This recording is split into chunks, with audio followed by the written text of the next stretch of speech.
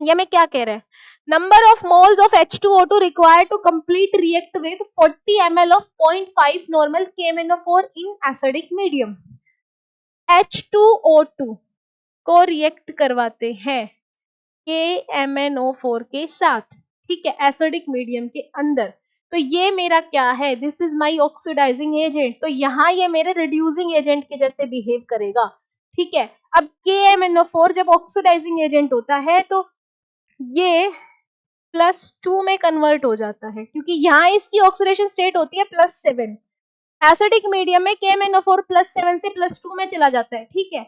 अब H2O2 का क्या होगा, रिडक्शन होगा, यहाँ पे ऑक्सीजन -1 में है, ठीक है, और सॉरी ऑक्सीडेशन होगा, तो ये किस में चला जाएगा, O2 के अंदर, ठीक है।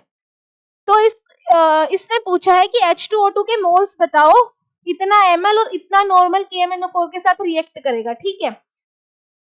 तो देखो ग्राम इक्विवेलेंट रेडॉक्स रिएक्शन के अंदर ग्राम इक्विवेलेंट्स ऑफ ऑक्सीडाइजिंग एजेंट जितने होते हैं उतने ही ग्राम इक्विवेलेंट्स ऑफ रिड्यूसिंग एजेंट के साथ रिएक्ट करते हैं, ठीक है।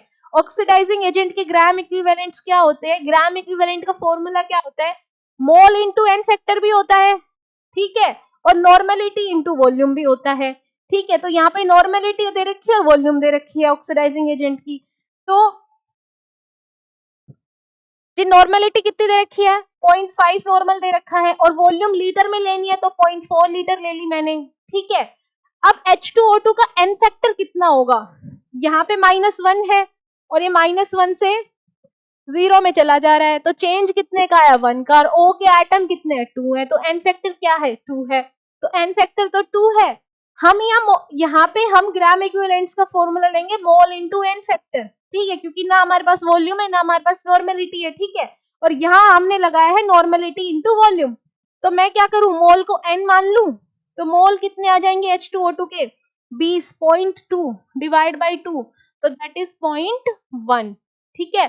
तो 24 का ए वाला ऑप्शन बिल्कुल सही है।